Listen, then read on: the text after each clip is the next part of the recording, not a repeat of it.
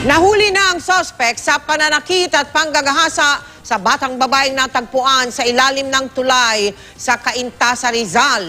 Ang pag-amin ng suspect, nakasyabu siya, kaya niya nagawa ang karumal-dumal na krimen. Nakatutok si June Veneracion. Matapos maipalabas sa 24 oras kahapon, nakatanggap ng tip ang mga barangay tanod ng barangay San Roque, Cubao, Quezon City, kung saan makikita ang suspect sa panggagahasa at pananakit umano sa 9 anyos na batang babaeng iniwan sa ilalim ng isang tulay sa Cainta, Rizal.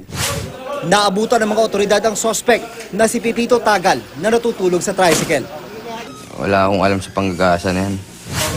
Pero nang aming makapanayam, umamin ang suspect sa kanyang nagawa dahil daw sa epekto ng shabu. Kilala ko po yung mga magulang ng bata. Dahil din po sa bisyo. Bisyo rin ang dahilan kung bakit siya napunta sa bahay ng biktima noong Lunes. Ang tatay ng biktima ang una niyang kausap. Pera po, 500, pakuha po. Hindi na po siya umalis kasi mayroon na po siya. Ginamit na lang po namin 3 ron. Sandali lang, yung nanay ng biktima, yung tatay ng biktima, at saka ikaw, nag-shabu session? Oo, lagi po. Pag pumupunta po ako doon. Matapos ang umano'y shabu session, umalis ang suspect. Kusa raw na sumama sa kanya ang bata. Nung nasa ilalim na sila ng tulay, doon na raw niya nagawa ang kahalayan. Pumalag daw ang bata kaya niya ito sinaktan. Ibinagok niya ang ulo sa pader. Itinulak sa mabatong bahagi sa ilalim ng tulay. At tinalian ng ribbon na doon niya lang daw nakita. Humihingi na rin po ako ng pamanin sa kanya, sa magulang. Talagang hindi ko alam ang panahon na isip ko nung bakit ko nagawa yun. Tama rin sana ako. Iniharap sandali ang suspect sa alkalde ng Cainta, Rizal. Paglabas ng opisina ng alkalde, muntik kuyugin ng taong bayan ng suspect, kaya mabilisang inilabas ng gusali. Hindi lang sa suspect nakatutok ngayon ang Cainta Police Station. Pinag-aaralan din ng pulisya kung meron bang pananagutan ang mga magulang ng batang biktima.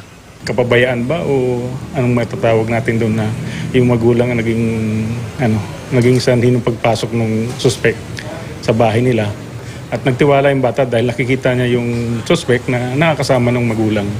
Sa custodial facility ng Cainta Police, nagkaharap muli ang suspect at ang ama ng biktima. Bakit mo nagawa sa akin? Nablanko ka? Dahil po? Dahil? Bakit mo nagawa sa anak ko, Brad?